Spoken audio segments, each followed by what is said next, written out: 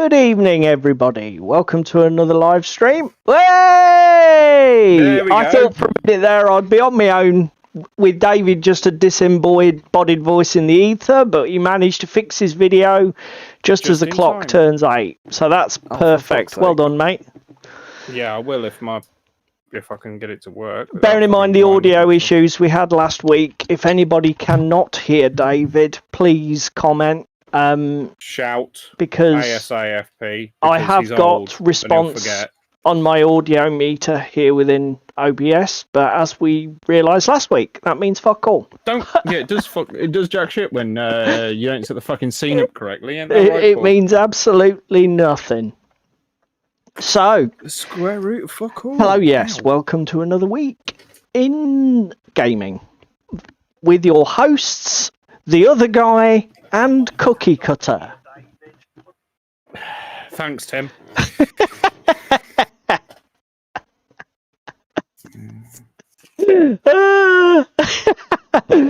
Tim, you're welcome. So, yes, for everybody who's joining us later on YouTube and doesn't get the joke, there will be a link to a video on Tim's channel.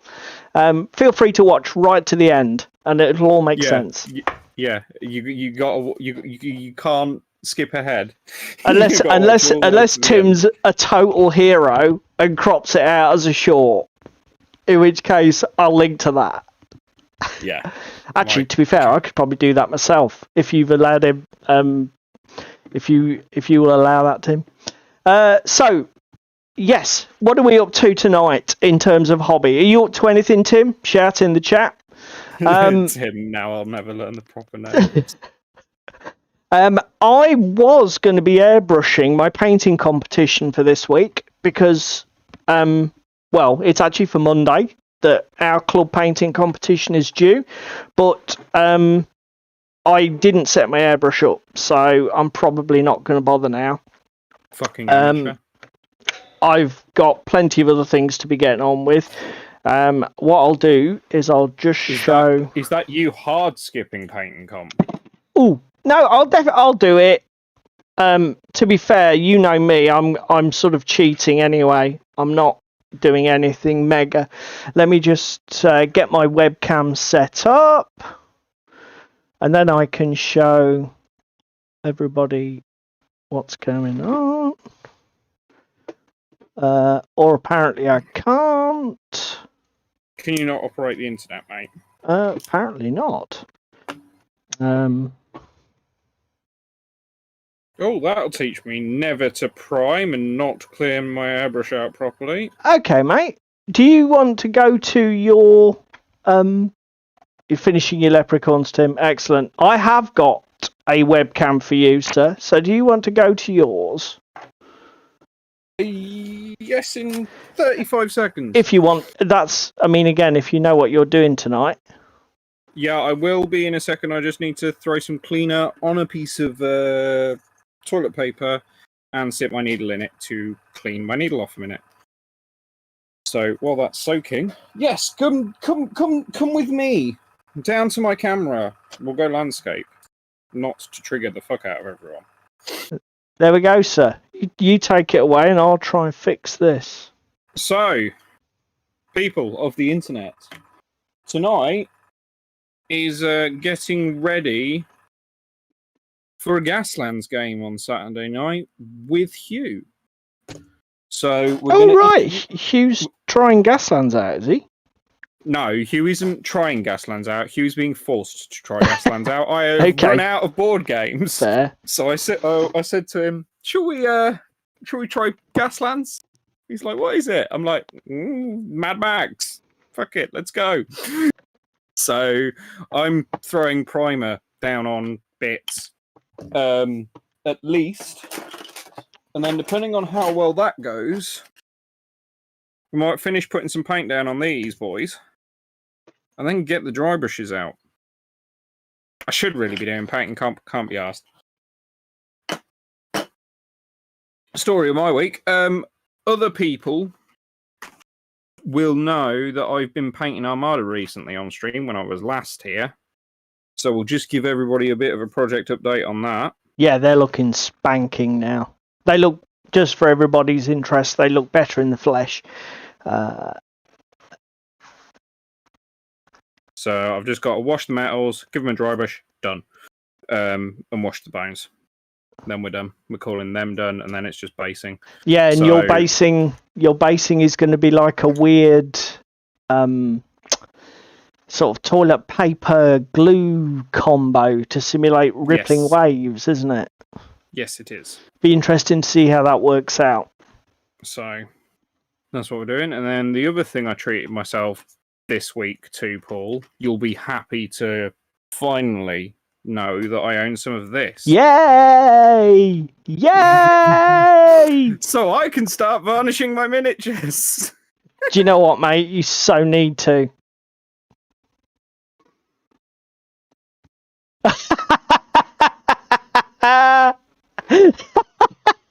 What's he getting salty about? I was going to say, Jerry, that getting somebody else to pull your trigger, that's so unlike you, mate. Let me just move my microphone and have a coffee. You're on the coffee this evening? Yes, I am. The wife made me one just before we came live. Bless her. We're both on hot drinks because I've got hot chocolate. Hot chocolate, you old fart. Says fucking you. You'll fucking have one after the stream. I'm just gonna go for my nap midstream, boys and girls. Yeah, I do have hot chocolate of an evening, and you rib me like shit. You give me trash all the time. So fucking suck it up. Right, is that you done then, mate? Yeah, that is me done. The only thing that I would like to touch on, because I sat and watched stream all last week with you and Tim. Fucking lovely effort from you two. But as I said in stream last week, with my disembodied voice and typing, fucking Idris nitro boosters on bikes are broken, and we'll just leave it there. They are not broken. It's fucking a little bit. Give over. It's a little bit always powerful. Being able to select along.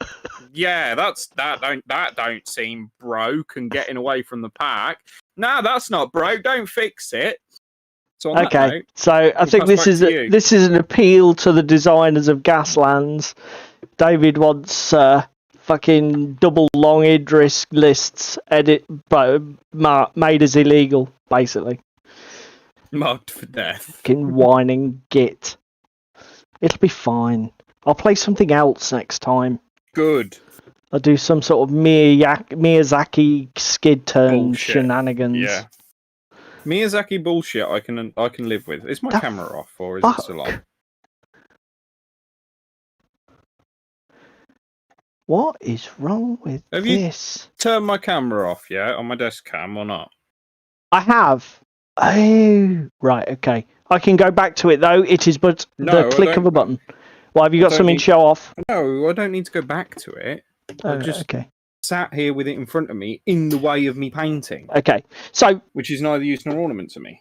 I am not doing my painting competition tonight. We're going to go with ploughing on with the old Forge Fathers and speed paint, which I'm quite happy with the way these guys are coming out. They are a little bit dark, a little bit darker than I wanted, but it gives it quite a grim sort of like dark look to the army, which is no bad thing.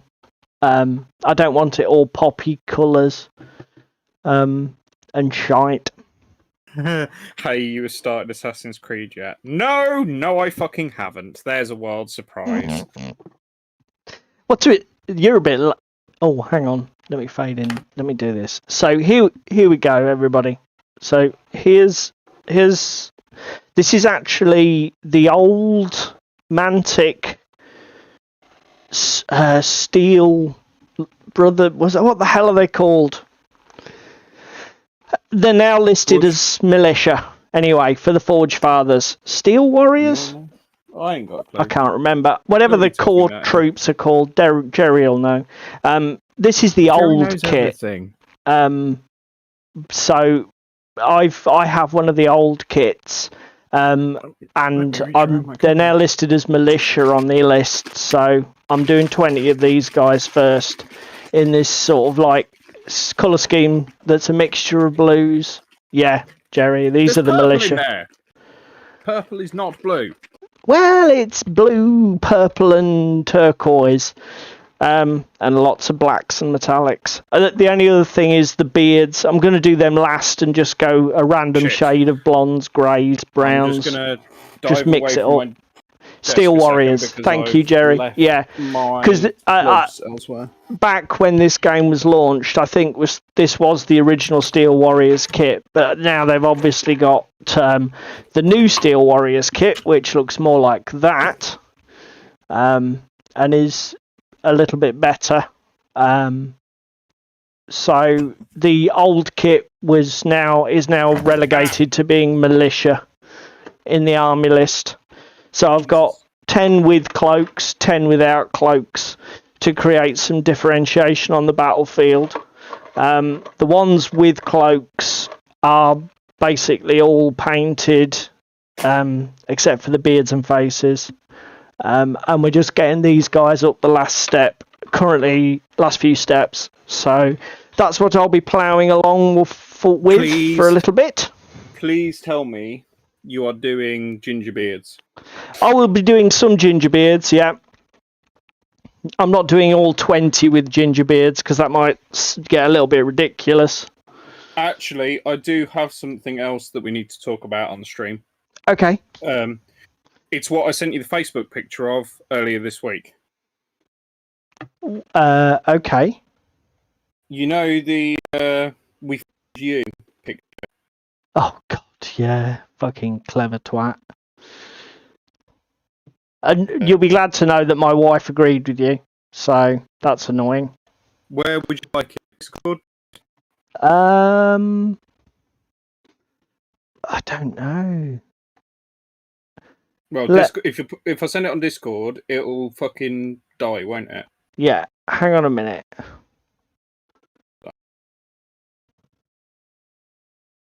Let me save it to my PC. I'll think about how we can actually share that with the people at home, because it means I've probably got to navigate to the folder, browse to it, click on it, then share it, create that as a content share. So that'll take some fiddling about, but I'll try and do that before the end. No, Tim, not ginger beer, for fuck's sake. It's a double recessive, the ginger gene, apparently. Well, my fucking little one's got it, and I am not ginger. Jerry and me. Jerry, you best remain silent, mate. I appear to be DNA test. I can't get my fucking gloves on. Get bigger gloves. They're large already. To be fair, buying just a tip, bigger gloves is easier than smaller hands. Ginger and blue go together. Scallion TV, welcome to the show. Good to see you, mate.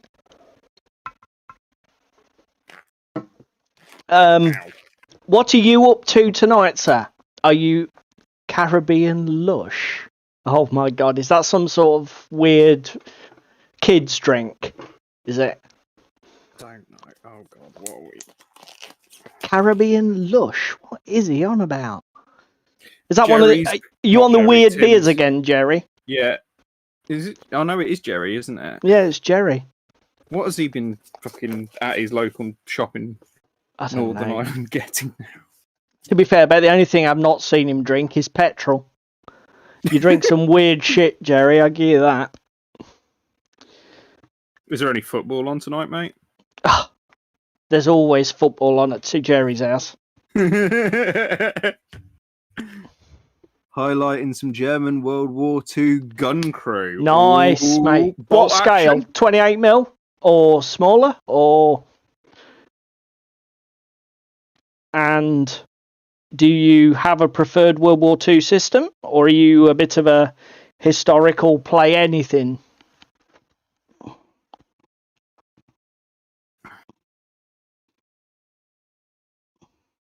So yeah, that's now to the next part of the show that's a staple. What did we do on Club on Monday? Well, I suppose I ought to go first because I shan't keep the boys and girls at home long. I'm going to try not to keep them long. I did some painting. I painted some Armada that I showed off on stream earlier. There we go, problem solved.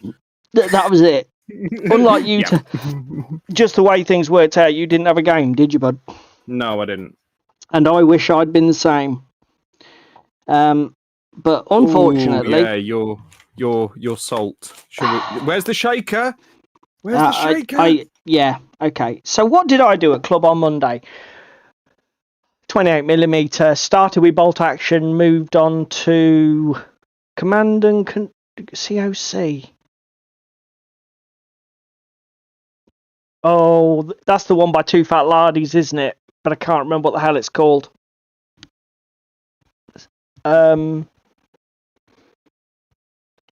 Help me out. COC. Jerry. Help. It is the one I'm thinking of, isn't it? Where you put out the discs. I don't know. Chain of Command. Thank you, Jerry. Yep, Chain of Command. Thank you, Scallion. Yep. I know the game. It looks very interesting. I do love the sort of pre-battle deployment type step in that game. Very unique, as in terms of games I've seen. Let's lean out a short minute. But it adds a real interesting feature to the game. I like it a lot. So, a friend of mine at Club Jack, great lad, very keen on 40k and Games Workshop 40k licenses like Horus Heresy, etc. Asked me to play 9th edition, and I haven't played 40k 9th edition for ages. I've literally only played one game, which was a bit of a landslide in my favour. I did actually get quite excited. I spent a couple of days. We said we're going to use Nephilim with the new CP rules to try and reduce nonsense in that regard.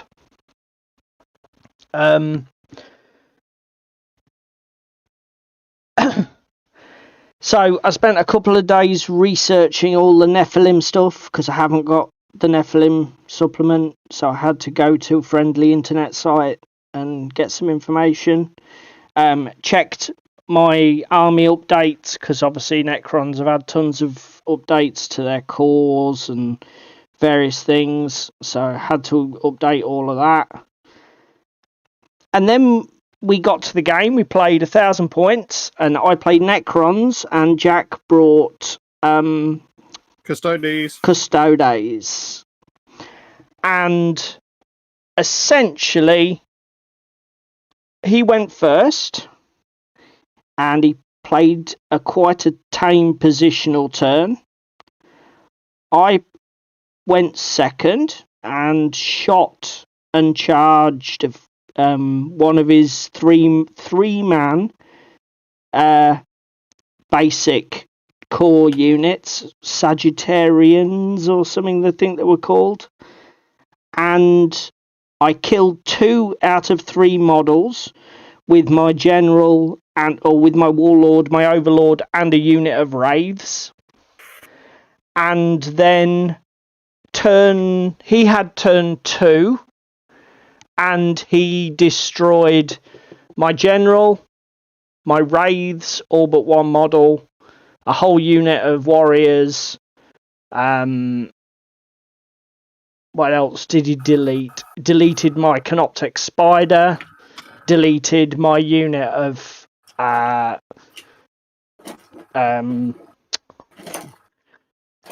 swarm of, what's the little scarabs?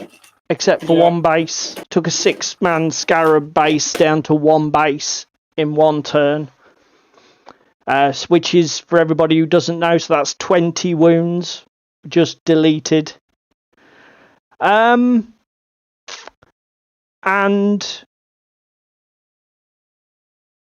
it was, we called it at the end of, so we played 3 player turns, 2 Custodes, 1 Necron, and it was done. Game was over. Basically, I would have been tabled probably in his turn 3. And it was awful. It was absolutely awful. I felt bad for Jack. I felt really depressed. I'll be honest, the game haunted me for all of the next day. Yeah, because I know when we spoke on Tuesday night, you were like, what the fuck happened? Why did it go so wrong? You know, I keep saying I've got to keep giving 40k a chance. You know, they keep tweaking with it. They change it every 5 bloody minutes. So it seems unfair not to go back and just see what's happened, see if there's been any. And then I do, and it's just a hideous negative play experience. And it's, as I say, it was absolutely bloody awful, and it's made me extremely reflective about the whole thing. And when I think about it, my 2 worst evenings of gaming in the last few months were AOS 3rd edition and that 40k 9th edition game. Pretty much everything else I can say I found some enjoyment or merit in. Both of those games were fucking awful games. They were just awful games to play. Oh yeah, your AOS game where orcs can out aggro Khorne. Yeah. And the thing is as well, the game was a chore because I forgot all my crib sheets for battle actions and heroic actions and fucking blah. And we completely forgot the fucking monstrous stompy, Rampage. whatever that phase is called that happens after the charge phase. Fucking hell. I mean, I'll be honest, Scallion, just lay into me. Yeah, tell me I'm an idiot. I'm not going to argue with you, but I've been playing 40k since Rogue Trader, and I have enjoyed a lot of 40k. And I'll come to your comment in a minute, Jerry. I'll come to your comment in a minute.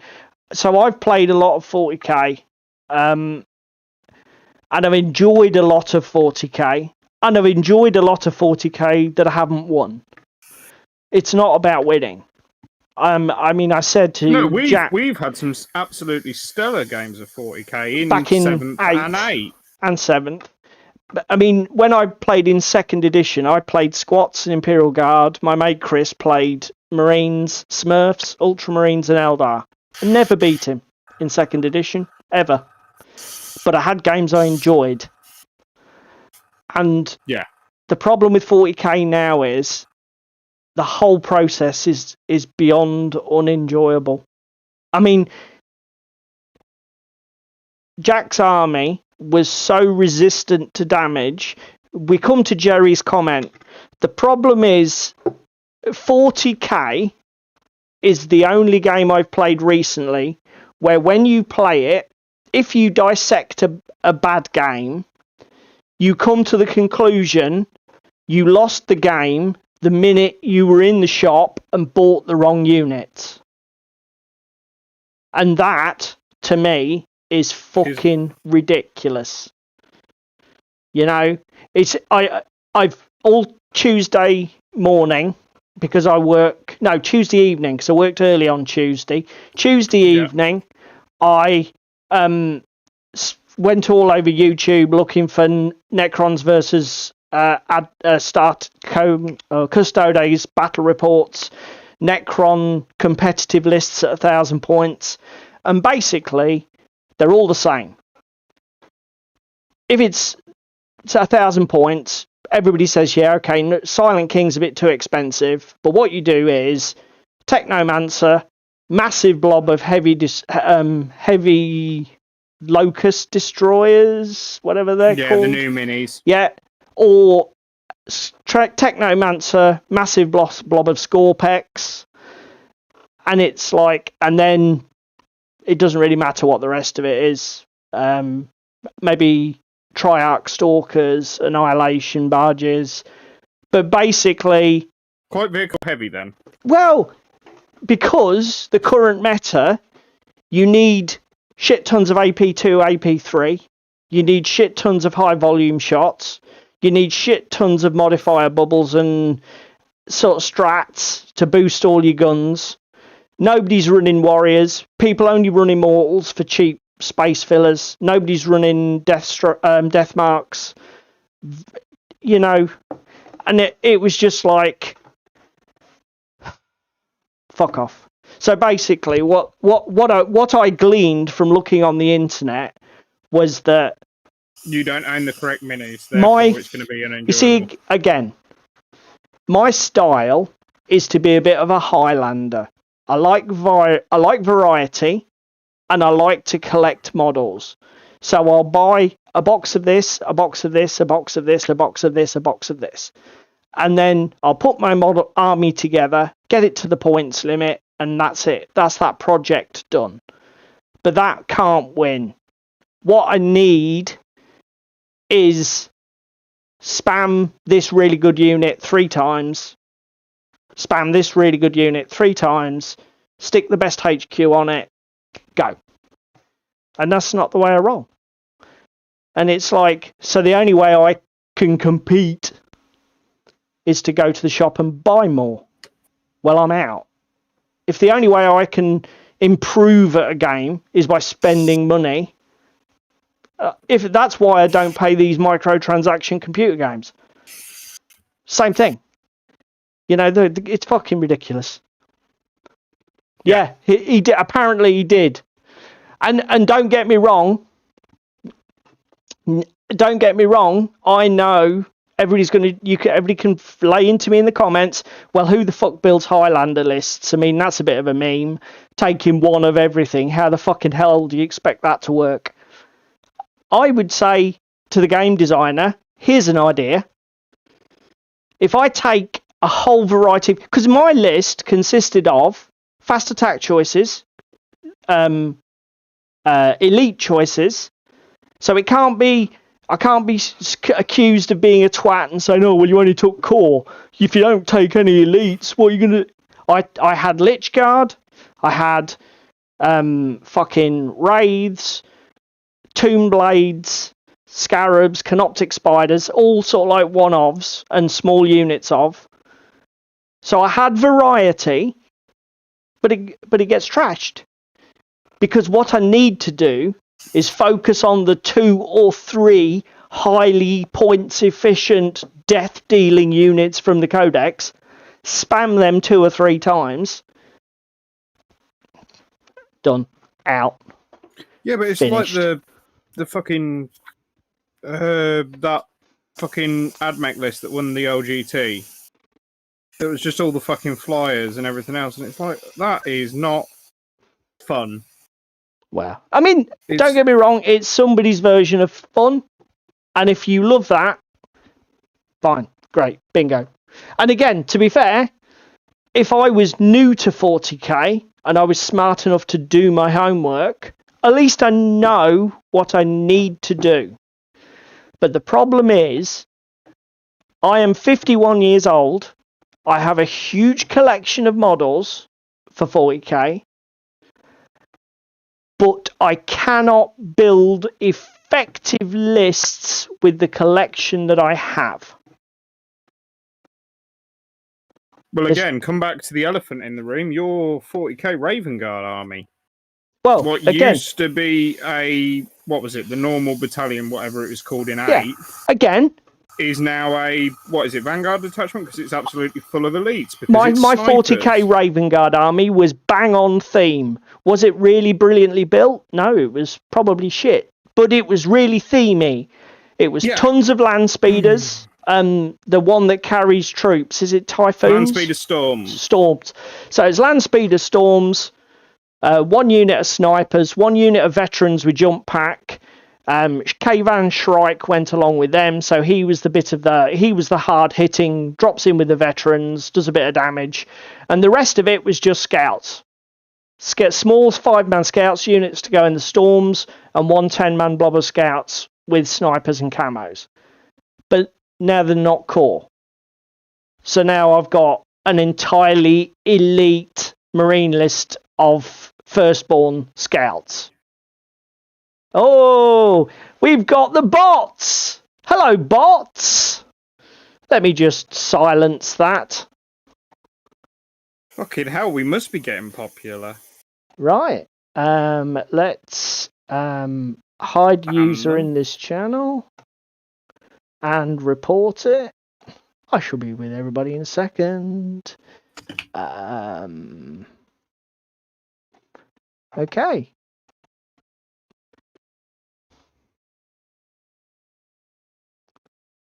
Right, that's him gone. So, that's what on the plus side, Scallion says, is it Scallion? Scallion TV says, on the plus side, your 40k stuff will probably get a good resale price when you just... yeah, that's true, Scallion. Hello, Hugh, by the way. Yes, mate. Paint the same thing over and over and over and over again. Winner. That sounds like my idea of fun. Not. So. Oh, I know what else we need to speak to that happened on Monday, and link will be in chat after to my hobby blog. Yep. I have had a challenge issued. Oh yes, actually, I could show everybody the blog, couldn't I? Yeah, I will do that. Challenge issued by Ginge. As some of you know, if you've been here a long while, I own a bolt action British Army. Yes, and if you go back over some of our previous episodes, you can watch the in-depth army list building and torturing ourselves with that process. Just to warn everybody at home, I am opening I'm going to open a new browser window, which on my PC tends to cause audio glitches. So if you hear that needs fucking clipping for later. If you hear it sort of spazzing out, that's why. So just bear with me.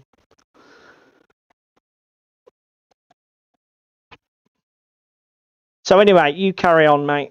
I'm just trying to get your project for everybody. So yeah, me and Ginge had a quick conversation about me not being the quickest painter in the world, and I was ridiculing Ginge for him taking a country age on doing his Forge Fathers.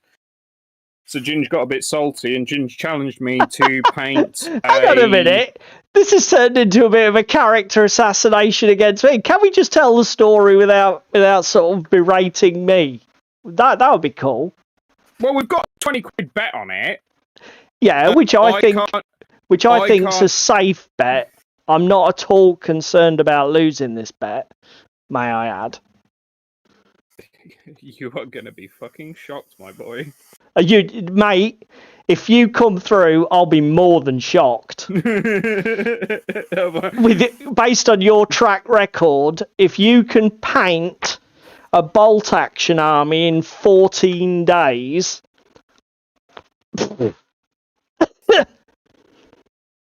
Give over, son. Anyway, carry on. So yeah, I've started blogging about it, and as I've said to Ginge, I've got a couple of units. I've got a couple of things just to finish off building. I need to do some concepting on what my scheme's going to be, and then at the point that my blog post goes live, with all of my unpainted miniatures sat on my desk, that's my 2-week window. To be fair, I have even allowed him to have priming done. No, and I'm not cheating. I have said no. I will prime them in that 2-week window as well. There's no way, mate. You're not a speed painter. You're a good painter, but you're not a speed painter. There's no way. I'm gonna do it, and you're gonna eat humble pie. Oh, Jerry, get the custard ready. You were saying earlier, custard marines. We might need some of that for the pie, the humble pie that David's going to be eating. No. To be fair, Scallion, should I offer odds? That's a good call. Although, actually, taking on running a book illegally on YouTube might be unwise. PM me later, mate. Fucking easiest 20 quid I've ever made. No, it isn't. It's the easiest 20 quid you've ever lost, mate. Oh, here we go. Here we go, Fight everyone. and talk. To be fair, if he can paint a fucking bolt action army in 14 days, it'll be worth 20 quid just to be able to say to him, you've got no fucking excuse now. Open that fucking can of worms. Well, I'm sorry, but you have sort of walked into it. See, you can do it. So don't give us all this shit. Assassin, Jerry, I'll let you know how it turns out. Because if I'm 20 quid lighter, the Assassin's Creed remark is going to get very sticky. Very sticky. Why is it going to get sticky? Well, how are you going to swap that away? Now we know that you're king of speed painting. Can't even get a board game done. Have you got that fucking board game done? No, but I've made more progress than you have. What size army? Did I miss it? It is British Bolt Action. It's on the list. I think it's about... let me go back. Minis. If I go back here, so this is for everybody who's interested. I will put a link in the show notes, but this is David's project that he's put up on tabletop. I think it's missing the flamethrower team. If I scroll down here, his army list is in the article, so it's basically 1,000 points, and then he lists the army lists here. It's quite an elite list, isn't it, mate?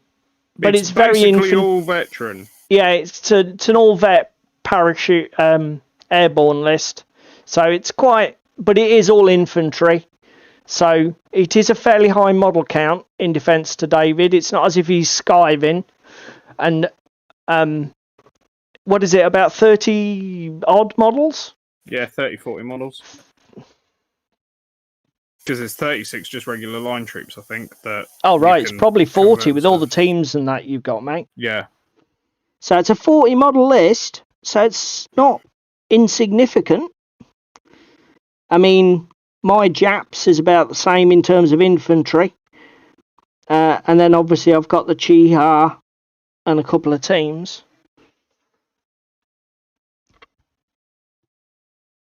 So, yeah, it's not... I got 27 men just in regular troopers.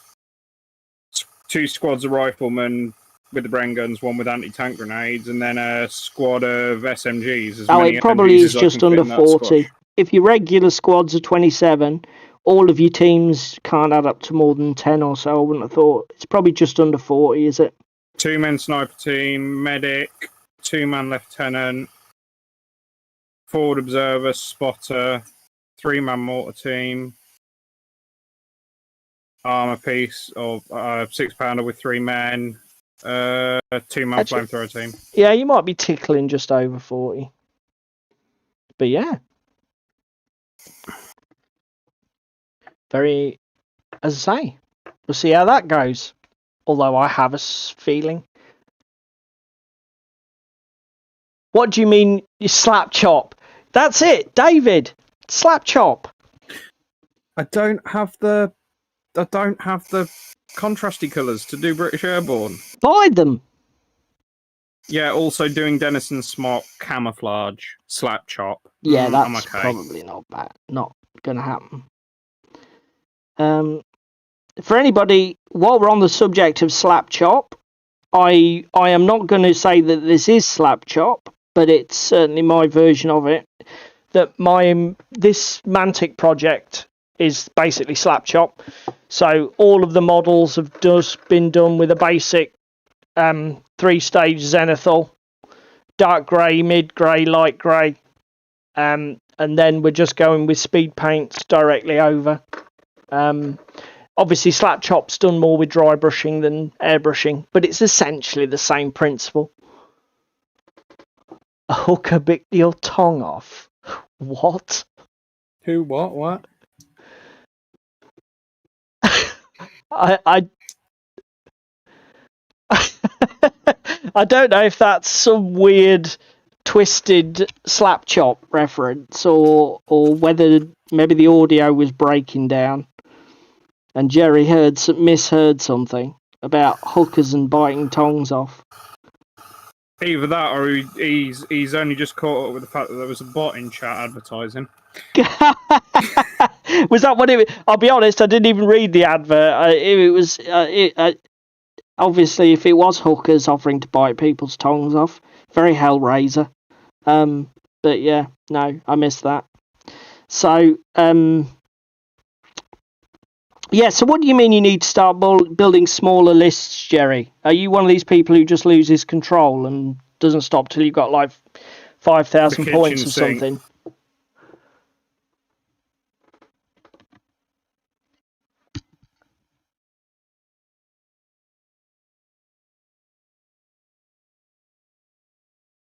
Nothing weird about it. The guy who advertised Slapchat went to jail.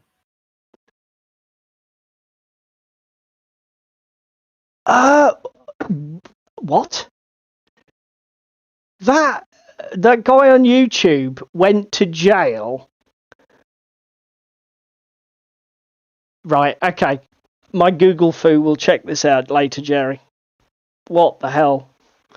Mate, your repertoire of knowledge extends to even the bizarrely sexual. That's great. Jerry, have you been drinking? Scallion, you know a rhetorical question, right?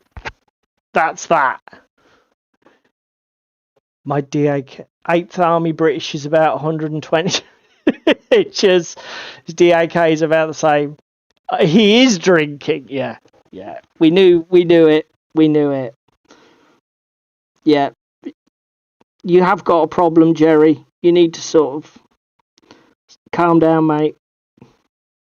On a more sensible note, so with those massive collections, do you like the fact that it gives you the option to build flexible lists, Jerry? Or is it that you just end up buying loads of stuff that you never use? Do you actually get the value out of it, do you feel? Or are you sort of being a bit self-critical and saying that you do buy too much? Vince offer noted.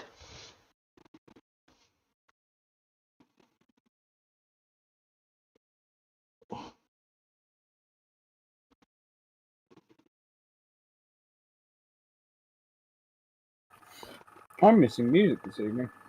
I mean, that, to be fair, it does raise an interesting question as well, doesn't it, David? Is there a right way or wrong way to collect stuff? Because, I mean, it's too... I don't know. That's a very good point, Tim. Tim's just asking, speaking of sexual, where is Crispin? Good question. Spotify's a little loud tonight. Yeah, so, as I was saying, it's definitely two different philosophies, isn't it? Do you plan a list, buy the models for that list, and then close the book on that project and call it done? Or do you have a more, I don't know, expansive and holistic attitude towards collecting a particular faction and just keep buying stuff that tickles your pickle? I mean, I don't think it's a case of one's wrong or right. I think it's very much an individual thing, isn't it? Do you have a preference? I do like being flexible, particularly with my 40k, is the honest answer. When I play it, like my 8th edition and 7th edition lists had some flexibility to them. So you like to have a few options to experiment with. But then saying that, look at my AOS. I don't have a lot of options with the army I've picked. I have Gorgrunters, 3 HQ choices, and 2 other troop choices. And I've just got multiples of basically all of the troops, and then 1 of each of the HQs other than the Death Cabbage. Yeah, so you've got a way you can run it, and that's the way it is. Yeah. Again, I can vary it up if we play at different points levels, but...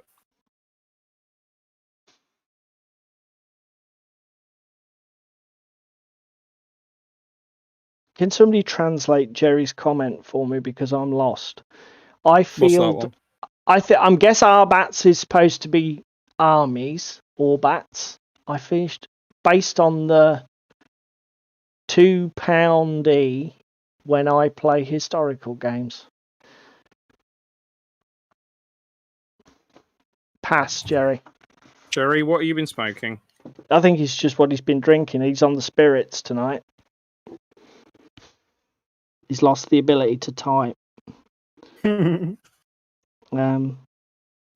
Yeah, I mean, What about you? I'm very much now. I will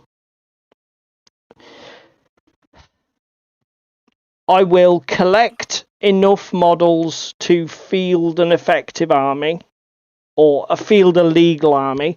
I'm not particularly order of battles based on the table and organisation and equipment. Okay, got you, Jerry. Got you. Yep.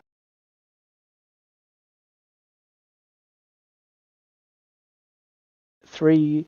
Do you same applies philosophy applies to cookies? Do you get out the 3 you should limit yourself to, or do you keep open packet by the sofa? Because that is a very, very good what's the word? Analogy, Scallion. So because I'm a whole packet kind of guy. So because I'm into tons of games, I tend to buy things that look either like good value or good fun. Then I will use that to cobble together a legal list for something. And then I'll probably stop when I reach a legal list and move on to another project and or another game. I in the past I used to do the buy shit tons of stuff, buy one of everything, so that particularly with 40k you buy one of everything, so you end up with like 3,500 4,000 points of this weird soup of God knows what for a particular faction. Then you can use it to buy lists, build lists. But I find, because of the way they put list building restrictions on the games, you end up with 2/3 of the stuff you never use, like Lords of War and stuff like that. Because I don't like big games. They take forever. They really are a massive turn off for me for 40k, and they always have been. I've never been one. In my sort of late teens and early 20s, I did a few Apocalypse games, but I very quickly decided playing 48 hours worth of 40k wasn't really my thing. I thought never that has should been. Be right up your street. No, even when 40k was fun, it's too much. It's too much. I don't get it. I don't see the appeal in it. So, I mean, a good example is this Forge Fathers. So, this legal list was built. It's all infantry, but it was built using the 2nd edition Dead Zone starter box, the Dead Zone faction expansion box for 2nd edition for the Forge Fathers, and 1 box of the old Steel Warriors who are now militia. So it's basically 46, I think, infantry models.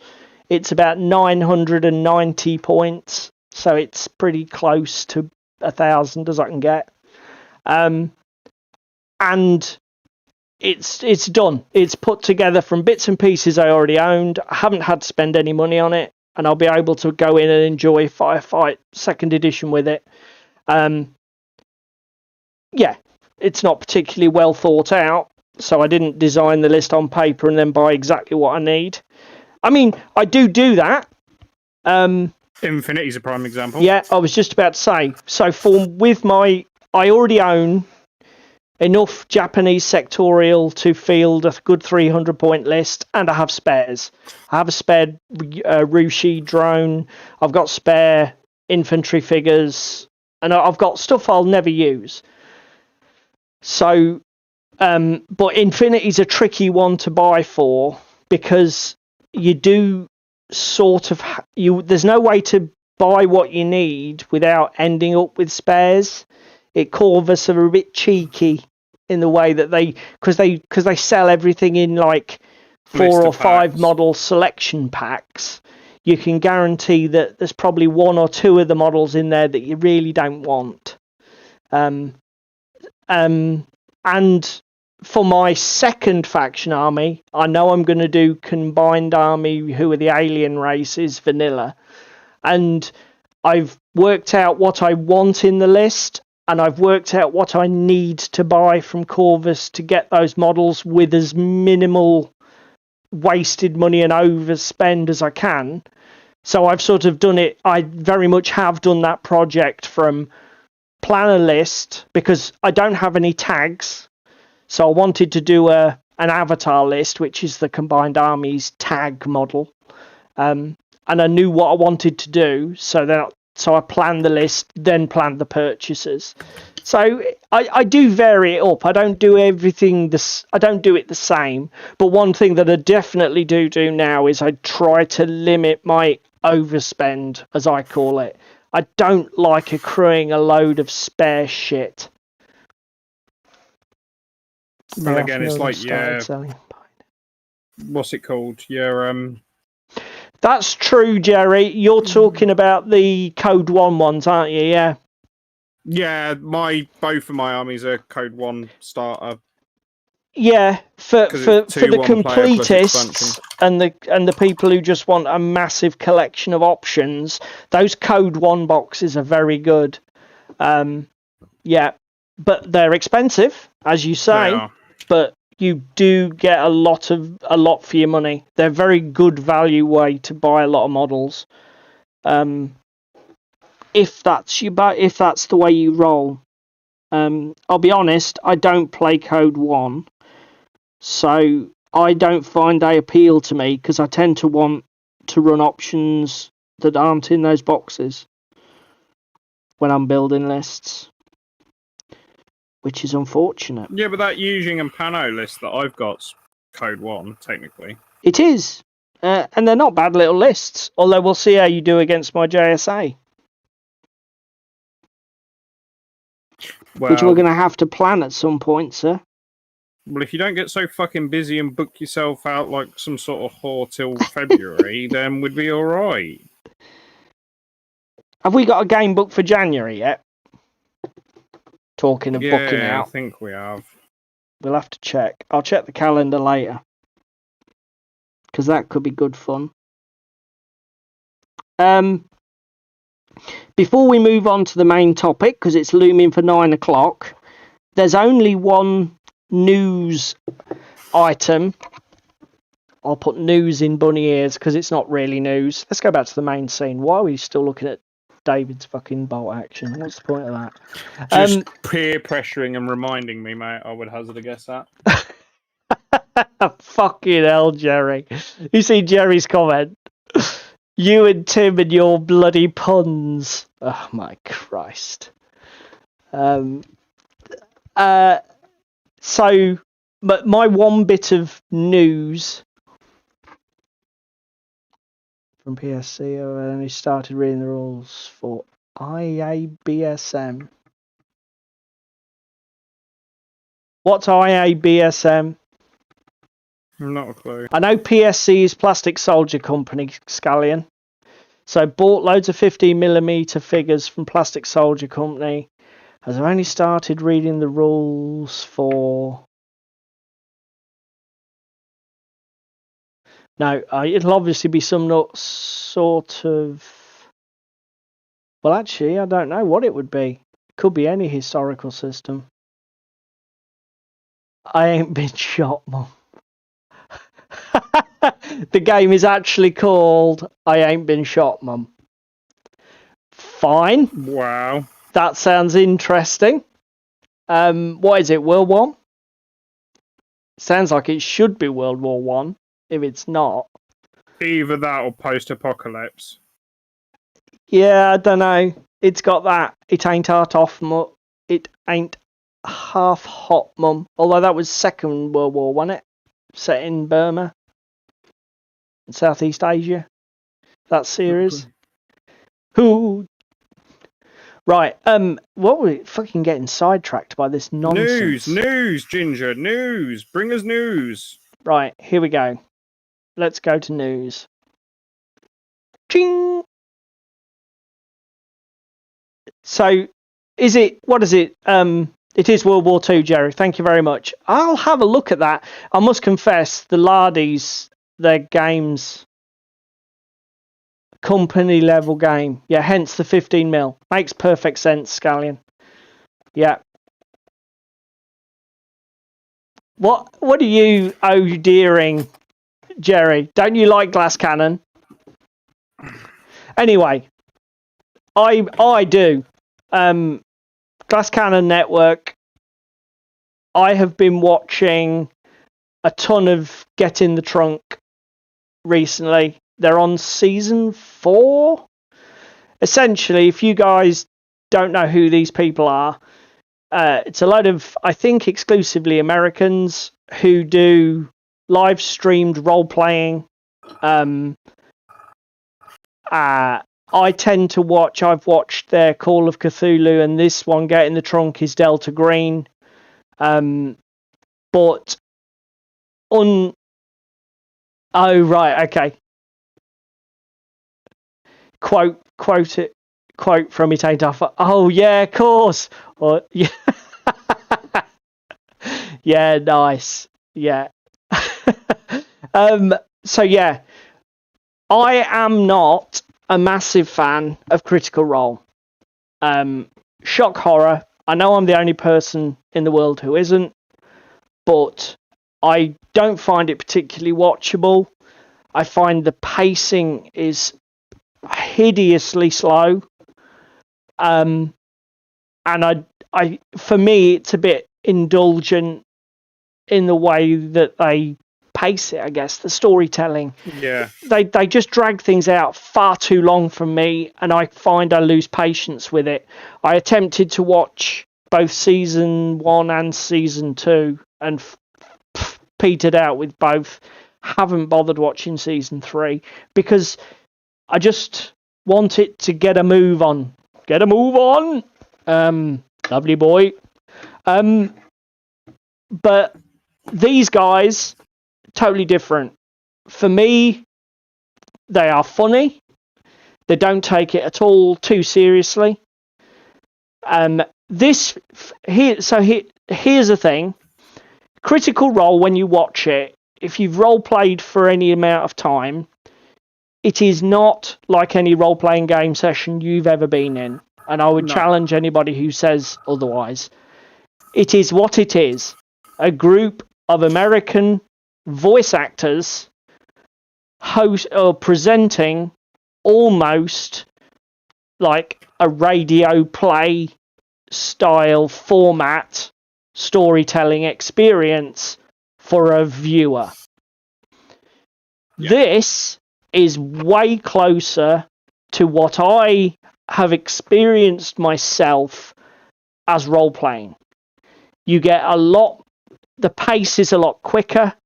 Everybody wants to get on with the story because they're doing it for their enjoyment. They're not stringing things out because they want to create dramatic tension for a viewer. I feel it's much better paced. There's a lot more profanity in jokes. People laughing at themselves and basically taking the piss, which some people might find immersion breaking, but at the same time, considering the content I like to watch is the tense horror stuff, Call of Cthulhu, Delta Green, I think they do a really good job of balancing it.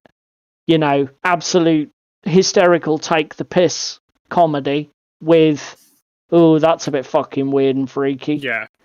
As I say, if anybody, as I say, get in the trunk, highly recommend it. I first came across these guys when Seth Sorkowski did a crossover project. He's a YouTuber that does videos about Call of Cthulhu and Traveller. He did a crossover with them where he did, I think it was a 2 or 3 episode one-off Call of Cthulhu campaign set in the modern era.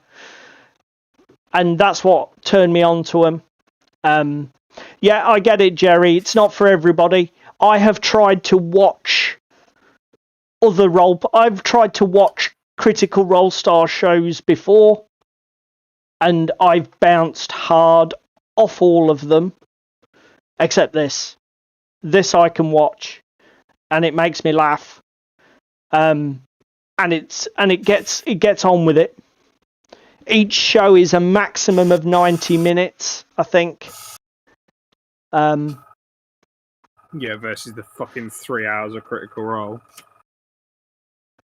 Mountain Saga Vaesen podcast. I know, was that because they've only just recently, I think, started doing video. They used to do a lot of podcast only stuff, Jerry. Is that one of their older podcast ones? Or are you just reading off the website that I've shared? Is that something else that they do? Because to be fair, I know Get in the Trunk, and I want to explore. When I've got through Get in the Trunk, I'm going to start exploring some of their other stuff. But as I say, I've enjoyed it so much. I thought, do you know what? I'll shout them out. Because if you don't tell people, they don't know. I mean, looking at their website, there's a huge variety of stuff on here. I mean, loads of it. They do sci-fi. I know they've done Vampire the Masquerade. Ooh. They've done all sorts of stuff. So anyway, Glass Cannon Network. There they are. Check them out, because I think they're worth it. Oh, okay. Right, okay, Jerry. I shall... Lost Mountain Saga. It's now immortalised in the chat, so we can all Google it and find it for ourselves. Yeah, I mean, Tim, that's what I do with it. I stick it on because essentially, apart from when they're sharing the Roll20 screen where they've got like player handouts for the public to view, it is just an audio experience. There's nothing to see. Well, except they do a bit of... Except when they do ridiculous, like they'll put props on. Like one of the guys in Get in the Trunk keeps putting aviator shades on because that's what his character wears all the time. And then he starts dropping into character and doing a stupid voice and being an asshole. It's so funny. Yeah. Okay. I've never roleplayed a sequence. Oh dear. They break character, go on tangents, and just have a laugh. Is that the Vaesen stuff, Jerry? Yeah. And you've got one for us, Cookie, haven't you? Cookie Cutter. Yeah, Nebula. So let's bring up Cookies. So I was doom scrolling Instagram. There's a fucking surprise. You doom scrolling the internet? Don't know what you're talking about, the other guy. That is not something Cookie Cutter would do. But yeah, I was doing scrolling the internet and didn't realise I followed Cast and Play, who are a 3D printing Patreon company that I quite like the miniatures of. It's just I don't support them because they went down an avenue of more comic book styled miniatures. Okay. It wasn't my jam. It wasn't my ticket. Yep. However, since then they've done a couple of Kickstarters and some other bits and pieces, and they're now releasing a war game called Nebula. Yep. Now, let me scroll the web page so that people can see a bit more than this. Let me just stop my painting. Okay. Yeah, the miniatures look gorgeous. Oh. So what have we got here? Gallery. Let's Yeah. see if we can show some pickies. Ooh. Now, in defence to David, I didn't look at any of this the other day. Because I just headed straight for the rules section and started reading the rules. And actually, I was just about to touch on that, actually. Ooh, I like this Space Marine-y look here. They're exactly the same faction that Ricky likes. It's nice. Actually, look, and this is, I'm presuming this is the same guy with the visor down and the armour sealed. Yeah. You've got some weird, sort of almost Slanesh Demonette crossed with Tyrannid looking models here. This looks very, I don't know what this looks like, sort of Necrons cum weird manga from the 80s. These look more Tyrannidy, very fleshy monsters. This is insane, this thing. So, you said when I sent you the link, and you were like, I've looked at the rules, and the rules seem a bit bland, and you only seem to take a few actions. No. Because the actions you can take that's not are what I listed on the said. cards. Yes, I know. Miniatures. I know. That isn't what I said. Don't misrepresent stuff. So what I said was, I looked at the game rules, which is this section here, but it's boring to look at, so we'll go back to the gallery, because that's purdy. What I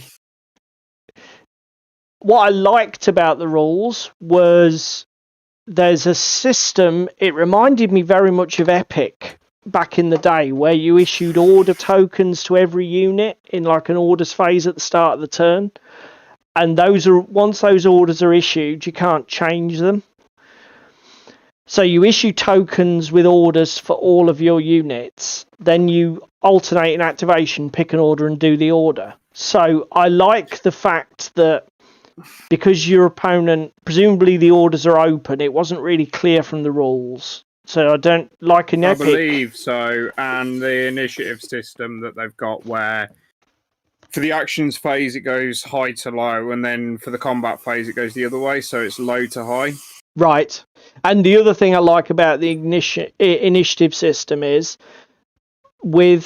each unit has an initiative score, but if two units are tied, the one that's taken damage goes second. Yeah. So again, there's a nice little touch in the rules for models carrying damage and it affecting their performance, which I thought was a nice little touch.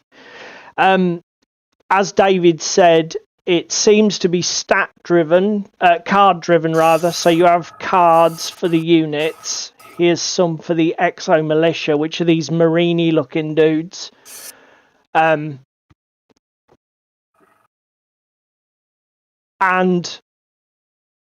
as I say, it doesn't look incredibly sophisticated. It's not, levels of 40k rules overhead. I think it's D6. Am I right? Yes, it is D6. But I think it's dice pool, isn't it? Yes, it is pool. The other thing is, you playing 40k gives you a fucking migraine. Yes. So, swings and roundabouts, eh? Yes, Jerry, very much like X-Wing. Obviously, the same idea with the programmed movement in X-Wing. But obviously, it's not just your movement you're programming your whole order, whatever that will be. I'm not, to be fair, Tim, I know weird manga from the 80s is your bag, but it's not. I mean, I've got fond memories of, what was that TV show with the Battle of the Planets? The cartoon? Is that the one? With the sort of pseudo-transformer bots and the weird young Japanese teenagers dressed like birds. Fucking hell, what did you watch in the 80s? Were you all high as kites or something? And I thought Teletubbies was fucking nightmare-inducing. I think I'm right in saying it was Battle of the Planets. Dice Paul. Robotech. Yeah. Robotech's very much your thing, Tim. Yeah, Battle for the Planets. Was it Cheops? Tiny? One Rover One? Was that one? And I can't remember if One Rover One was in some weird undersea base or whether it was in space. Yeah, Jerry, it was amazing. I'll give you that. What was the name of the bad guy? Always used to dress in purple and black and had preposterous robot monsters. I can't remember. It's gone. But anyway, nebulawargame.com. But it goes live on the 11th, which is not this coming week, the week after. So that's a Kickstarter, buddy, is it? Kickstarter or My Mini Factory release thing, because it's a 3D print and play. But okay. I just like the look of the minis. So they're not doing a Kickstarter; they're just going live on My Mini Factory with a load of STL releases. Like a group thing. Okay. Like a It is kind of like Kickstarter, but not Kickstarter. It's Tim, not like, I can't even spell it, let alone watch it. Sorry, you. Hello, Spicy Punk Rocker. Zoltar. Even spicy? That's it. Oh my god. Right, is Battle of the Planet Zoltan? Yeah, something like that. I think you're very close, Jerry. I'm definitely going to be looking for Battle for the Planets on bloody YouTube later. Revisiting my teenage years. Jesus wept. Do you remember the puppet show one? That was... Oh, Christ. Starfleet, was it? With the thing that was like a bloody great big Yeti. It was like Thunderbirds, but Japanese anime. Sorry, everyone that was here for miniatures chat and hobby-related things. We're wandering down memory lane with old men. It's a bit like when you go and visit... No, we have seen Full Spectrum Dominance. Yes, Jerry. David Two armies for that. David threw that one in front of us a few weeks ago. Space Bomber X. Yeah. Starfleet. My Christ. See, Tim knows. Tim knows all the secrets. Yeah. So, as I say, I haven't played it yet, but if you're getting any stuff, David, and want to print and play it, I'll definitely give it a go here. Because it definitely looks like it's got enough to make it interesting to look at. Again, the minis are actually quite unique, really. I don't know. I mean, I don't know, mate. The only ones I'm on the fence about are those bloody Exomarines, because they're like space marines. Yeah, but I mean, again, a lot of the tropes. I mean, that big walker thing, that if you scaled it differently, could just as easily be one of the bots out of Infinity, like a Rushi drone or something like that. I don't think we should necessarily say that it's incredibly unique visually. I mean, it looks nice, but people make too much of this. There's nothing that's new in the world. A nice game. Yeah. Or nice miniatures don't make of the game, as is proven by Paul's rant about 40k earlier. Yeah. And not only that, I don't think for these guys who are taking classic science fiction tropes, rewrapping it, and doing their own thing with it, they should not be lambasted or criticised for being unoriginal. Do you know what I mean? It is so hard to be truly original in this world now. We live in a world where everything's been created 100 times over. You know, people have the power to put their creative juices out there for the world to see in so many ways. To come across something that's truly unique, just it's a challenge. As long as it's well designed, both visually in terms of the models, And as long as it's got what looks like a cohesive aesthetic and the game has some unique feel to it, I think all the success to them. All the success to them. We've discussed it before. War on Terror. Beautiful minis. Yeah, very unique feeling game, but not in a good way. But the rule system, not ideal. I mean, again, I'm sure there might be people who would like it, but I couldn't endorse it. Anyway, It's now 9:15 and we haven't even touched on our main topic, so let's do that. Okay. So, for those of you who saw our thumbnail earlier, and maybe some of our social posts, what we thought we'd have a talk about tonight is something that, as somebody who's over 50 and been playing at least Games Workshop games since I was a teenager, so over 30 years now, I've noticed there's been a real step change in, what would you say, David, last 5 years? Maybe definitely the last possibly decade. a bit more. Possibly a bit more. But anyway, going back, games have always failed. Okay? Going back to the beginning of wargaming as a hobby, board gaming as a hobby, card gaming as a hobby, games fail. Okay? They don't stay around forever. Yeah, it's part of the nature of the product. And if they do stay around forever, as in 40k Magic the Gathering, and manage to keep their momentum going over many, many decades, they're the exception, not the rule. Okay? So I'm sure any of us can probably think of a game that we enjoyed and we played, and it's now gone. Whether it's a board game that's out of print, a collectible card game that's busted and finished, a miniatures war game that's similarly the owner or the creator's offline and the game's no longer supported. And ever since this has been a thing, particularly with games like war games, tabletop war games, and collectible card games, what often used to happen was that the fans would take what was established and then they would run with it. Look at the NAF for Blood Bowl for ages. Hero Quest is a good example of the next one we're going to talk about, Tim. The next sort of iteration of this. But, so like, let's look at Blood Bowl and the NAF, as David has said.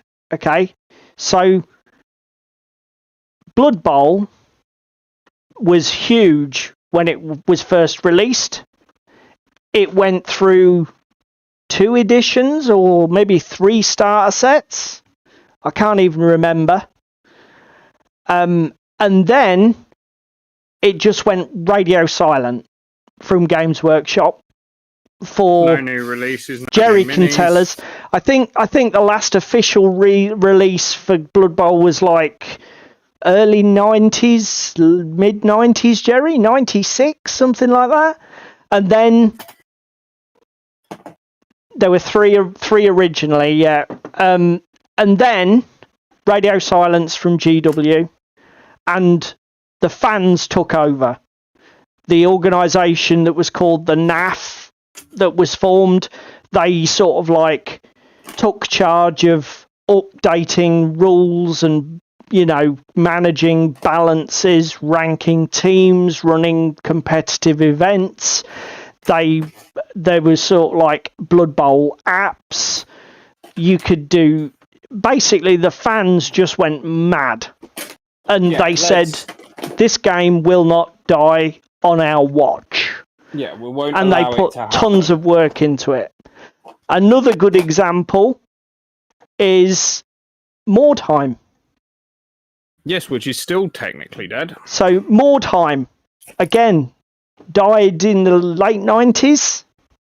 So for those of you who don't know what Mordheim is, it's a low model count fantasy skirmish game from Games Workshop that only really had one proper edition, but it had a ton of support material, White Dwarf articles, expansions that were printed and published in White Dwarf and stuff.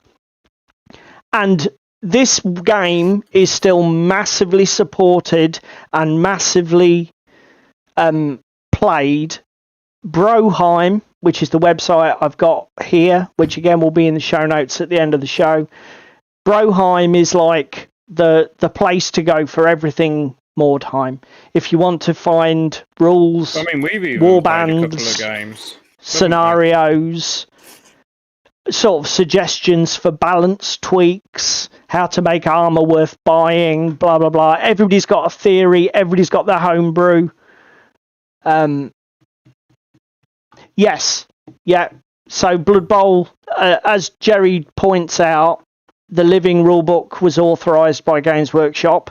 So obviously, again, Games Workshop weren't taking aggressive steps to shut it down after the fans took over. I'm assuming they've done something similar with Mordheim, because Broheim has never been shut down and it offers stuff quite freely and they don't appear to run into problems. But another one that I came across a few years ago was Epic. So this was Games Workshop's foray into 6mm, I believe it was, futuristic wargaming. They also had a fantasy version called Warmaster, but Epic went through 2 iterations, I believe.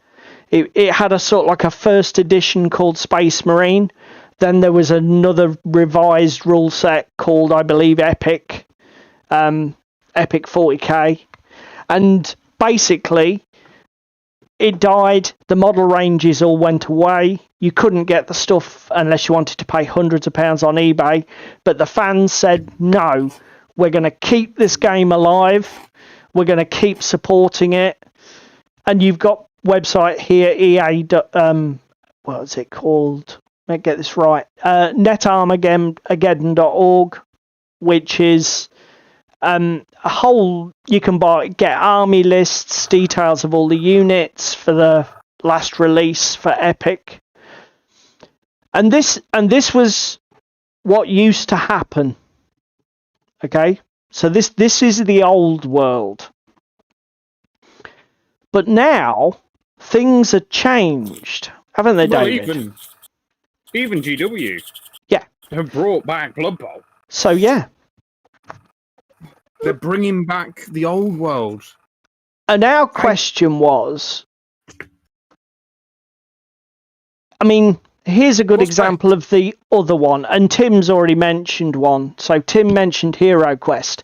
Hero Quest, massively successful board game, went away because you could buy it on the second-hand market, but that was it. But that's now been reissued. A whole new launch. Drop Fleet and Drop Zone, the company that sort of like designed these games, went under. It had problems. I think from what I know of what happened, a lot of his problems were like logistics based, because he was such a small company, he couldn't juggle all the costs and overheads of distribution and manufacture and stuff like that. And he pegged himself into a corner and it drove his company out of business. But TT Combat rode in on there. Again, Dave still works for TT Combat. He does, still yeah. Helps designing and everything else, still does the painting and bits and pieces. Dave's a fucking wonderful lad. Because they bought his business, they bought him and his talent, didn't they? Yeah. They basically acquired the package and said, yeah, that's fine. We'll continue with this. And another good example, War Cradle. Because they've gone out and bought the Wild Mythos. West Exodus. Yeah. Wild West Exodus, haven't they? Dystopian Wars. Yep, Dystopian's another good example. They've bought Mythos, which is the one I've just put on screen for everybody. All of these being unique settings, they're weaving them together into their dystopian age and their dystopian lore, taking threads and aspects from one. Like, buy a set of miniatures for Wild West Exodus. You can fucking play them in Mythos. Yeah. You're going to struggle to play them in what's the Dystopian Wars. Dystopian Wars, because they're not boats. But hey, I will live with that. Because 2/3. I mean, to be fair, what you're talking about is a little bit of a tweak. The main thing is, although they are changing things, because why shouldn't they? They now own these products. They now own these IPs. They should be changing things and maximising the benefit from them. Yeah. But essentially, Mythos could have just been another dead game. Could have been supported by the community. Yeah, one that I'm sure that you'll be familiar with, Jerry, and is not a game I've ever played, was Confrontation. Confrontation was one of the first miniature games, as I understand it. I never played it. I think it was Rolpartha. Did it? Jerry will correct me in the chat, because Jerry knows everything. Jerry is the oracle. Confrontation went away for years, and it was, again, a fan thing. The fans knew about it. The fans kept playing it. The fans kept it alive. But now Confrontation 2.0 has gone to Kickstarter, I believe, with whole new miniatures. I'm assuming they're revamping the rules, and they're basically Rackham. Thank you, Jerry. I knew it began with an R. They're basically relaunching it. Yeah. And again, if I'm talking out my ass, Jerry, just correct me, but I'm fairly sure that's the case. And our sort of question is the days of a dead game and fan-based support for a game? Jerry, look at Jerry. I'll stop you there. Okay, ferocious typing for Jerry while he corrects all of my bullshit. And puts a little sort of like caveat, editor's note. Above everything. 2.0 was the same company. It was okay. Sorry, died on its arse. Okay, yeah. 2.0 was the same company. It was a rip-off and died on its ass. Am I right in thinking though it is being reincarnated on the Kickstarter, or am I imagining that I've seen that somewhere? You're in your old age. You're getting delusional. Anyway. If Confrontation is a bad example, we'll just ignore Confrontation. Jerry will fill us in the corner. But our question is this: is like, I mean, look at some other games. Okay, Confrontation 3.5 is the fan edition that's still running. Okay, nice, mate. Good. All the information keeps coming in the chat. Stay tuned, everybody. The Jerry will be giving another lesson in mere moments. Look at Blood Bowl. Blood Bowl hasn't been republished by GW forever, but you can still get loads of stuff online. Well, there's still teams that they haven't redone, isn't there? Khemri. For what? For Blood Bowl. So you still sure.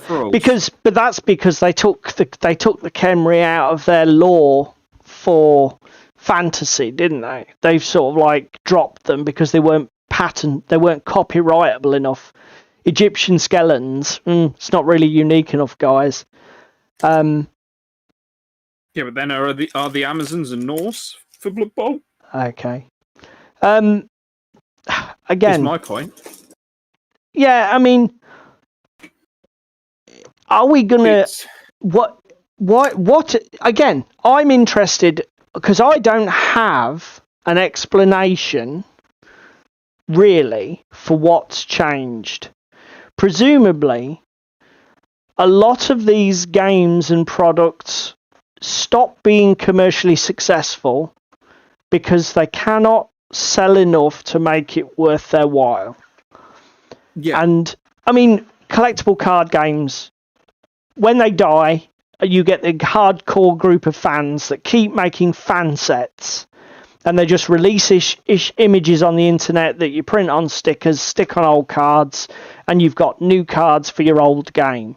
So like Spellfire was one of the very original CCGs, came around the same time as Magic but died on its arse. It was TSR's Dungeons and Dragons version of Magic the Gathering, and it stayed alive with fan sets for years. And it makes sense, okay? These people are passionate about what they do. The players are heavily invested financially. They're heavily invested emotionally. And then they say, this is not going to die on my watch. And take up the gauntlet. Yeah, so Jerry's gone straight for the cash. So there is an argument that what's changed is particularly big companies with the resources saw money being left on the table and said, no, fuck that. That's our IP. We should be monetizing that bitch. Yeah, Necromunda was another rebirth. Necromunda was a great example, Jerry. Yeah, thank you. Again, another game that was reborn. Do you know what Jerry's called it? More time back when Old World's back. Yeah, Jerry's called it. GW may say we're not leaving money on the table. Even the Old World, because we've killed 8th. It's fucking AOS now or nothing. That was the headline on release, wasn't it? Yeah. And now we've got the Old World coming back shortly. Tim, so Tim's comment in the chat is basically, with the internet, we have so many games to choose from, there is no need to keep dead things alive. That is the argument why it's only the fan thing. Because no company, it's what you said, you don't need to keep visiting the dead stuff. Let's just make something new. Yeah. But that's not what's happening. No, the internet has helped with fan stuff. It's made fan stuff way more accessible. But as you say, this isn't just a conversation about fans versus companies bringing it back. This is about games altogether, whether they should be allowed to die if it's a good game, and whether fan content for supporting it is a good way to keep it going, and then eventually it gets rebooted by the original company, or the gauntlet's taken up by somebody else, or whether certain games should die. I don't know. I mean, I get it, Jerry. So, like Jerry's saying, we might see fantasy relaunched when Games Workshop visit the old world. The problem with this conversation is if we're not careful, it becomes totally Games Workshop centric. Oh, well, Games Workshop brought Blood Bowl back because they didn't want to see any money being wasted on their IP that they weren't clawing in. They're bringing Old World back because they've seen the success of the Ninth Age and fucking all the Warhammer clones, Mantics, Kings of War. They've watched the success of these products and thought, shit, that was a bit of a mistake. Right, yeah, we want that market share. And Games Workshop, literally, in the context of our industry, have bottomless pockets. They have an infinite amount of money to throw at anything. Yes. Basically. Yeah, Battlefleet Gothic they've not looked at. More Time they haven't looked at yet. And yet Battlefleet Epic. I mean, they did Adeptus Titanicus, but they steered well clear of that, expanding it out to be full micro-scale gaming. Yeah. So let's come away from Games Workshop. Why are companies like Wayland and TT? I mean, TT's, I believe I'm right in saying TT's background was terrain and MDF terrain. Yeah, TT's MDF terrain. And Wayland was essentially a retailer, weren't they? Yeah. Rumble Slam? Did they develop that themselves? Do you know what, mate? I do not know. Jerry, fountain of knowledge. Font of all knowledge, mate. But why are these companies buying these IPs and rescuing these old games? Why is this a thing now? I think Drop Zone from TT is a good example. It was quite well liked, because when I first started out in the hobby, I had 40k. I had a few mates. This was just before I went off to uni, because my ex's dad had introduced me into it. And one of my mates lived in Crowland, and a few times I went over to he's like, "Why are you playing 40k? Come over, play DZC and everything else." He did have a point. He did have a point. I didn't realise at the time. Gloss over that. But I went off to uni. 40k is easily accessible. There was a GW in the town that I was in. Go get some GW minis, blah, blah, blah. Like heroin. It's easily accessible, but not a good idea. And then I came back, and I'd looked into like getting into DZC while I was away at uni, but nobody was really playing it. Company went bust, and bit seller and second-hand miniature buyer is Troll Trader. Yeah, I saw Jerry's comment. I was just going to let you finish, but and then with not getting into DZC, it's like, okay, fine, whatever. And to be fair, I got into it right after it was at the point it was basically a dead game. We had the first edition rules. TT had bought it all up and were basically saying, "Yeah, this is what it is. Here's your releases that you had, and we've got stock of miniatures, and we've got the molds, and we'll still produce the miniatures for you because we produced the terrain, but we're not looking at a new rule set." And I went out and bought all of the fucking discounted starter sets, didn't I? Yep, that's right, mate. And then all of a sudden it's, oh, here's Battle for Earth and second edition, and fuck! Were you trolling me? Exactly. But I think some of it is, for TT and Wayland, it's not letting unique things die. If the company's going under, grab it while it's fucking cheap. Than trying to buy out a successful game and the company's still successfully trading and everything else. If they've bankrupted it due to bad business practices or issues or even the fucking IP costs for certain companies, like, I can't remember the one off the top of my head, but the Halo one that got crippled by Spartan Games. Spartan getting crippled by having the Halo franchises. Jerry will correct us if we're wrong, as always. Buy it while it's cheap. Oh, obviously, look at this. Little nuggets. Jerry just keeps chucking them nuggets. Warlord did this with Bolt Action. It wasn't their game or their model range. That's fascinating, Jerry. Didn't realise that. That's fascinating, mate. I mean, the other comment is... I suppose Jerry's comment just before the Warlord one about buy something that's got an existing community. Totally. And fucking build it from scratch. But I suppose my question is, what about our industry is different to, say, 20 years ago, when games didn't make it or died, or they had short lives and then they went away and they became fan projects? I'll tell you half of what it is. Is it cheaper cost of manufacture? Are there internet shopping? Do you think? You don't have to have bricks and mortar stores. It's reduced overheads for running these business and distributing these products, do you think? The technology... I think that plays part of it. The global manufacture, maybe? And again, roll the clock back.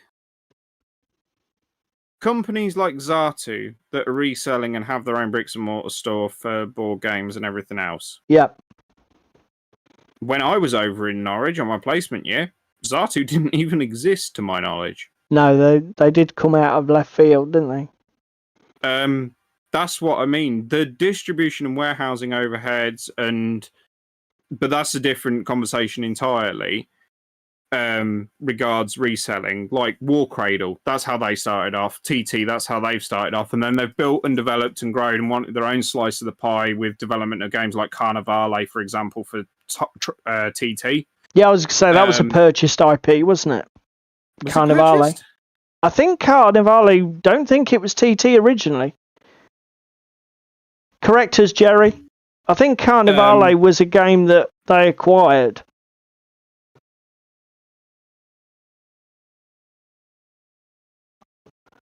I mean, the other question is it a good or a bad thing? There are pros and cons. When something is a fan passion, is that yes, it was a game that they acquired, Jerry? Am I imagining it because I'm addled and old?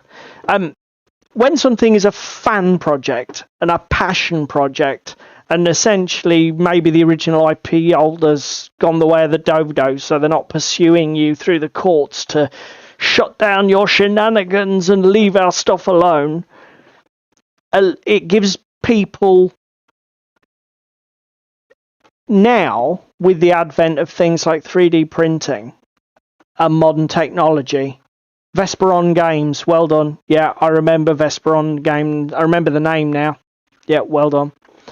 I think this could be a golden age for fan-maintained games. Like I said, with technologies like 3D printing and stuff like that. Because what's always been a pain historically is even if you wanted to get into a fan-maintained game, Mordheim is a great example. If you want to get into Mordheim, good luck getting Mordheim miniatures. You won't. I mean, luckily, the game is vanilla and generic enough that you can proxy anything that's got a weird medieval aesthetic mixed with a bit of sword and sorcery. You can proxy anything, so it doesn't matter. But I imagine there are games where AVP, you might struggle a little bit more. I mean, things like Colonial Marines are generic enough, but we all know what we all know what a xenomorph looks like. We all know what a predator looks like. And I imagine that IP will be aggressively protected online if you try and spew out STLs and copy products. So this has been the drawback with fan games historically, isn't it? Getting hold of the original hardware, getting hold of the original assets. Wrath of Kings is a good example of one who's gone. What was that other one that they did? The sci-fi one, Age of Darkness, I want to say, but it wasn't that. It was Ash at Guerrilla Miniature Games was a big fan of it. He used to play loads of battle reports, and to be fair, it had a really weird look to it. I think that was the Simon one that went on its arse.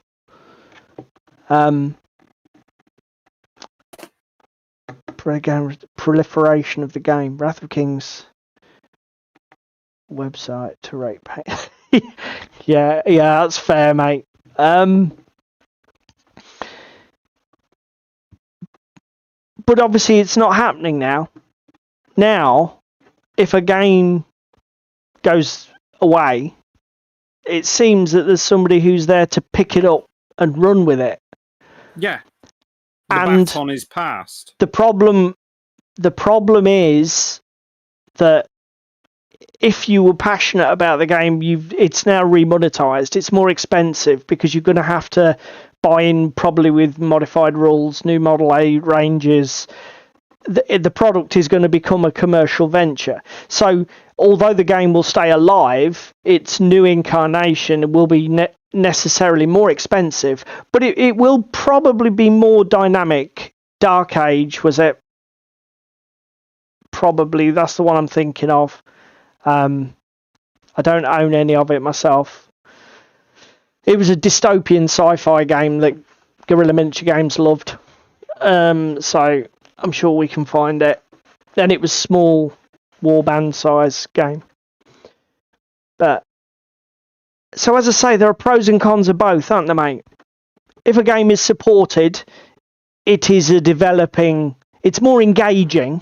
Yes. If a game's dead, you're effectively just enjoying playing that experience over and over again, unless you're doing fan stuff. you're enjoying the rules and that kind of thing, and you're enjoying the miniatures and how that game plays versus other games that you could be playing with your time. I suppose, and the other thing actually might be as well, although I've painted it as a negative where you can't get the original miniatures and you can't get the original paper assets or whatever, certain people relish that, don't they? Certain people love the hobby side of proxies and coming up with alternatives, converting. You know, for a certain category of gamer, that would be their jam. That would be their jam all day, wouldn't it? Yeah, I mean, again, there's certain people that love the fact that they've got a bookshelf full of every fucking 40k edition and could technically play stuff back in 2nd, 3rd, 4th, 5th, 6th, whatever. That retro gamer mentality. The retro I mean, style, Ash does it. Ash makes video content for it on Guerrilla Miniature Games. He's recently done a 2nd edition revisit with, OG miniatures. Yeah. Yeah, that is a very good point, Jerry. If the game is truly dead and only kept alive by those fans with a flair for the Dr. Frankenstein, it's virtually impossible for the community to ever grow. You can maintain it to some degree and reduce the rate of shrink, but you're not going to get new blood. Yeah. Yeah. Yeah. That is a massive difference, Jerry, and a fair comment. So here's the final question then. Are the few instances we've seen of it outliers, or do you think we'll see it a lot more? I think you're going to see it a lot more. I think you're going to see it a lot more from the big boys, as well as smaller companies. Either like going out and buying dead, in inverted commas, IPs and resurrecting them, giving them a new edition, or just it's a tough one because the fact that, again, everything's so accessible. You can see beautiful minis that are from a dead game.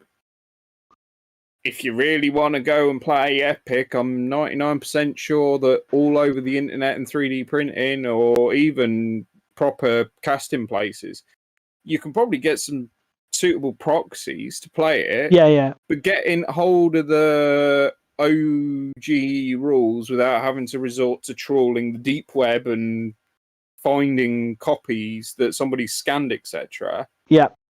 Is a bit hard.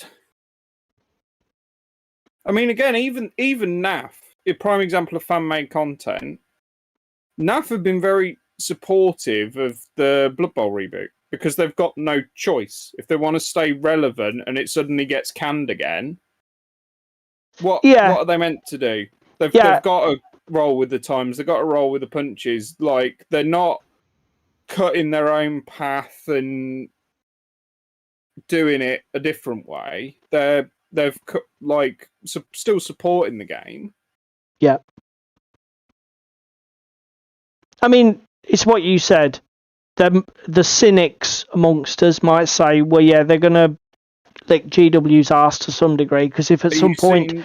I have. I'll come back to it in a sec. If GW come back to it at some point and say, yeah, it's no longer generating the revenue, we're going to kill it again, or we're going to let it die, you guys take it back over, then they always want that option on the table, don't they? So they're not going to start being anti-GW and fucking calling them all wankers and spamming the internet with hate speech. But again, also, I think that's overly cynical. I'm sure that the people who were passionate enough to keep the NAF going and keep Blood Bowl going as a concept and idea love the fact that the game is still alive, because they love the game. And the game is still essentially the same. So Yeah. I don't want us to come across as overly cynical. I'm sure it's perfectly genuine. Jerry's put a question to us. Is there a game that you think should be resurrected? By resurrected, Jerry, do you mean readopted as an ongoing commercial enterprise by a firm rather than a fan-supported thing? I'm going to assume that is what you mean. That is a fucking good question. Problem for me is I've not been in the hobby long enough to have. I've played games and other bits and pieces, but I've not been in the hobby long enough to say, "Oh, there should be something that comes back." Do you know what I mean? I'm gonna say there's not a game, Jerry, but there is this. And I'm quite glad I queued this up now because this is very relevant. I used to play old school D&D, what they call BECMI, Basic Expert Companion Masters Immortal. And the world that we adventured in was called Mystara. Now, Mystara is a dead world as far as TSR are concerned, Wizards of the Coast. Mystara has had 5e rules. I think they've done a player's handbook for Mystara Gaming. A chap online, his YouTube neighbour's gone, but I will definitely put it in the show notes. Mr. Welsh. WELCH. Mr. Welch, as far as I'm aware, with Wizards of the Coast backing, has created a print-on-demand Mystara handbook for D&D. Mystara is a world I would love to see Wizards of the Coast support in their D&D product line. For me, it's a tragedy that it was ever sort of sidelined in favour of the fucking shockingly bland and nonsensical mess that is the Forgotten Realms.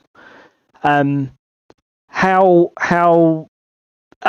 be fair, they did drive it into a wall with the sort of with some end of the world apocalypse bollocks. So they crashed it themselves. But if I wanted to see anything come back, Jerry, it would be that.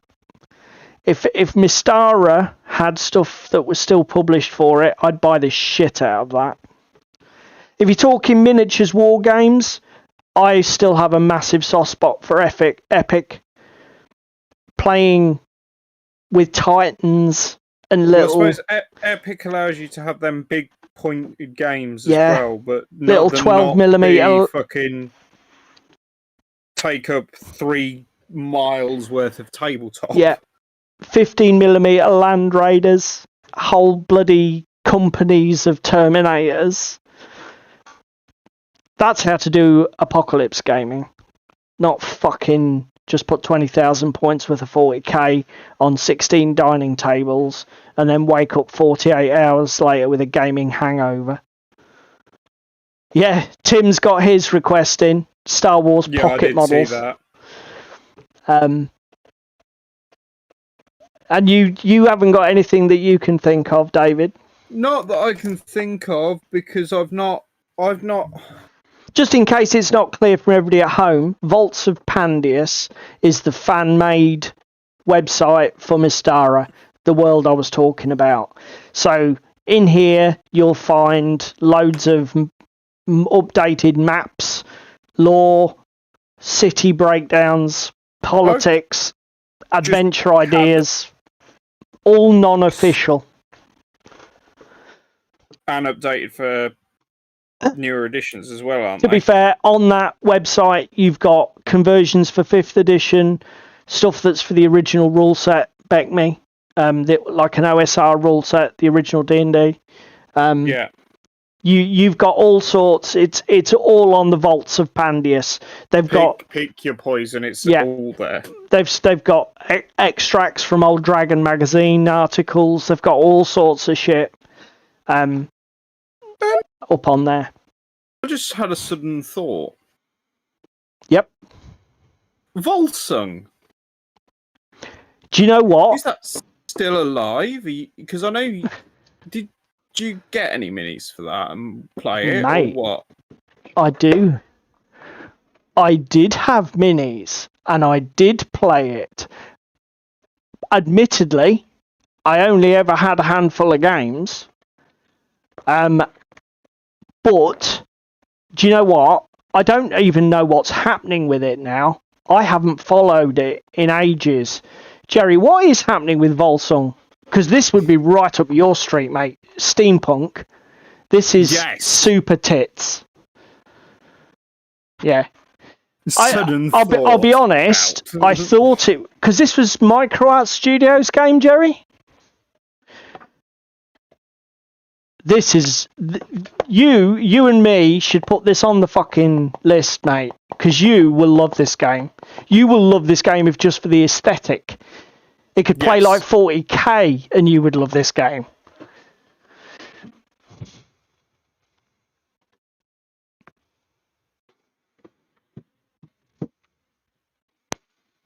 We'll have to get that on the table. We will.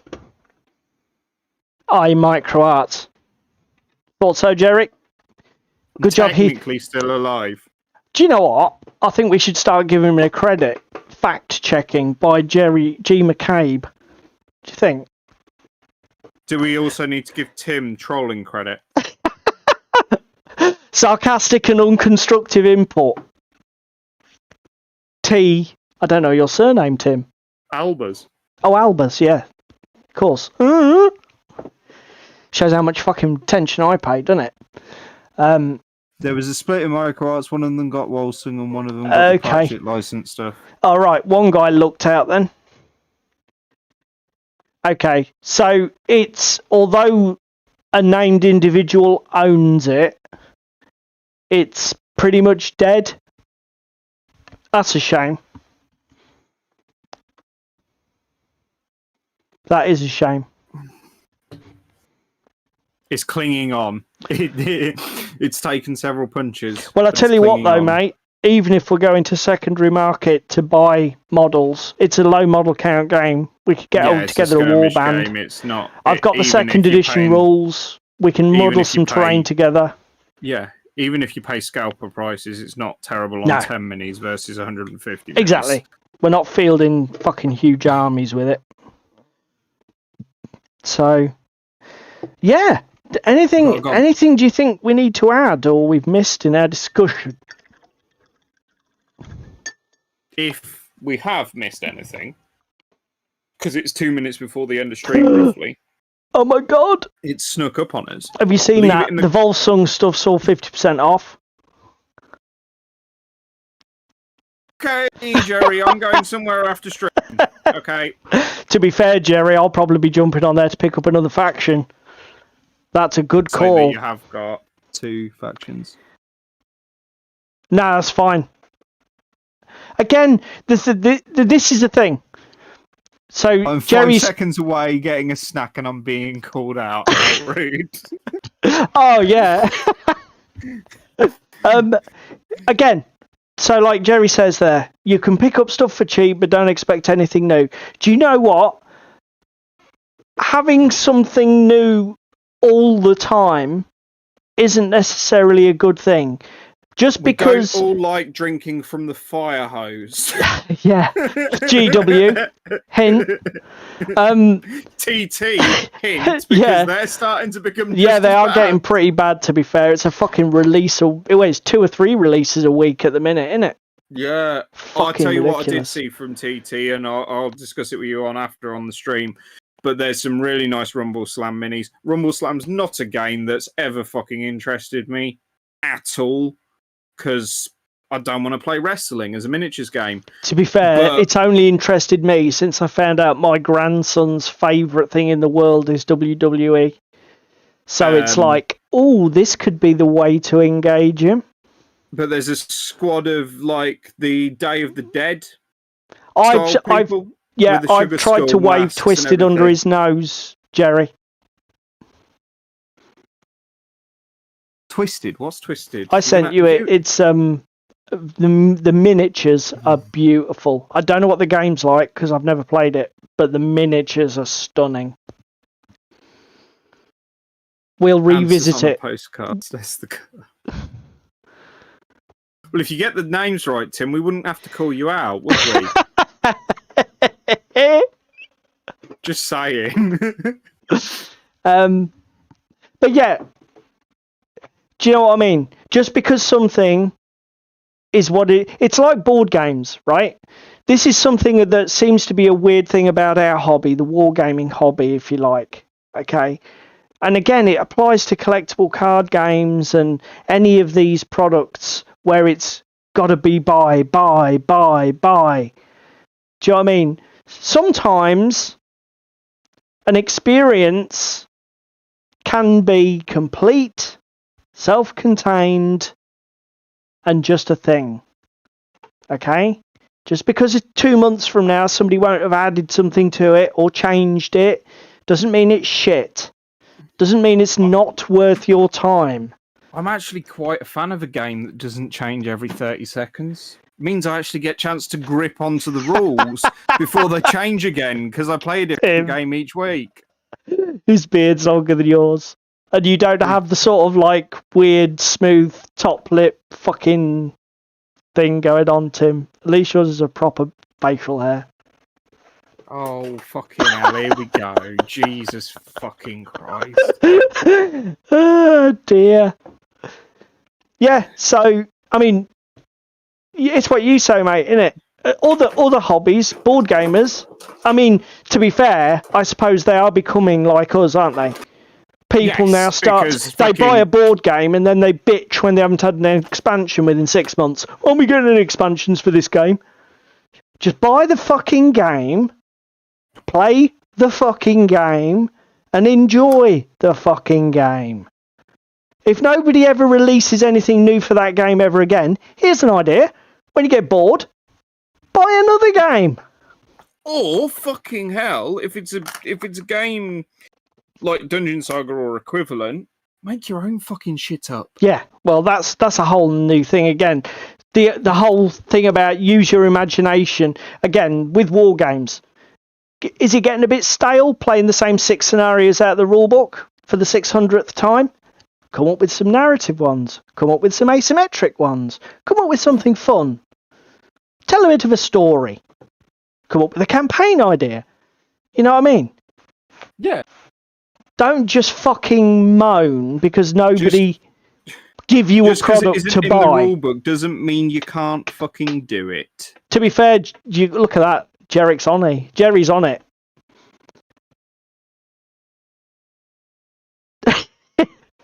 So Tim? many F words. This show is not kids friendly. Tim, no, it's not, mate. It is It not was never for kids. intended to be. It is populated almost entirely by kids, but it is not for kids. Anyway, we're gone over time. Thank you very much for everybody who was in the chat tonight and everybody who tuned in. Let us know in the comments below. I know it's a weird topic, and I know we probably haven't come to any concrete conclusions, but we like a ramble. We do. We like a ramble. We do like a ramble. So, what games have you enjoyed and want to see them back or want to play more of them? And either what games are there that you've loved that aren't fan supported, that aren't coming back? You know, what do you think about the whole notion of this? He knows so many swears. We should have a 4-way discussion, you lot, Jerry and me, and then have a beer. a bearded discussion. Well, Tim, you've just called me out on the fact that I don't have a beard, so can I technically take part? No, he didn't say Just you didn't saying. have a beard. He said you didn't have a proper beard. Yeah, but still. How can I take part in a bearded discussion if I don't have a proper beard? Do you know what? That's enough. Tim, we may have to put our heads together. I spy with my little eye something beginning with potentially Christmas special. Yes. We could call it Burks with Beards. Anyway, thank you very much for everybody who tuned in. And if you're watching us later on YouTube, we hope you enjoyed the show. If you can't do anything else, please click the like button, as it helps us to get promoted on the YouTube algorithm. Obviously, if you can do any of the other things that are listed on screen, we're infinitely grateful, and that will help the channel to grow and expand. And unless you've got anything else, David, I think it's pretty much everything from us, and we will see you all next week at 8 p.m. UK time on a Thursday. Night, guys.